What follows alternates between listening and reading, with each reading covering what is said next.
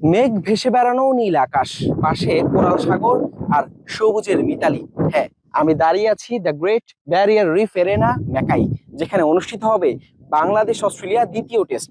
আর এই ম্যাচ দিয়েই আন্তর্জাতিক টেস্ট ক্রিকেটের রঙিন এক অধ্যায় শুরু করতে যাচ্ছে অপূর্ব সুন্দর এই ভেন্যুটি।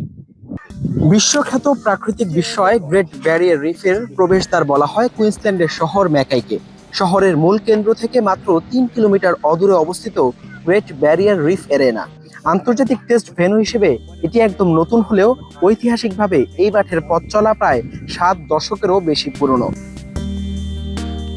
১৯৪৮ সালে হাররা পার্ক নামে যাত্রা শুরু করা ৭৭ বছরের পুরনো এই ভেন্যুটির পরবর্তীতে ২০১৮ সালে নতুন নামকরণ করা হয় great Barrier Reef arena.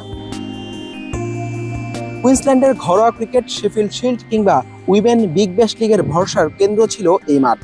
Mega স্টেডিয়ামগুলোর ভিড়ে ব্রিসবেন বা সিডনির বাইরে আন্তর্জাতিক ক্রিকেট ছড়িয়ে দেওয়ার যে মহাপরিকল্পনা ক্রিকেট অস্ট্রেলিয়া হাতে নেয়, তারই ফসল এই ভেন্যুর অভিষেক। ভেন্যুটিকে আন্তর্জাতিক মানে উন্নীত করতে খরচ হয়েছে প্রায় $২.৫ কোটি।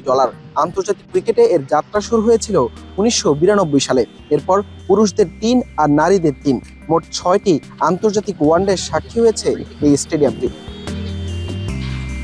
কুইন্সল্যান্ডের এই অঞ্চলটি ট্রপিক্যাল ওয়েদার বা গ্রীষ্মমণ্ডলীয় জলবায়ুর অন্তর্ভুক্ত হয়। এখানে আর্দ্রতা বেশি থাকে, যা বাতাসে বলের সুইং পেতে বেশ সাহায্য করে পেসারদের। আর এই মাঠেই প্রথম টেস্ট ম্যাচ খেলতে যাচ্ছে বাংলাদেশ ও অস্ট্রেলিয়া। অজিদের ১২তম টেস্ট ভেন্যু হিসেবে অভিষেকের অপেক্ষা এখন স্টেডিয়ামটি।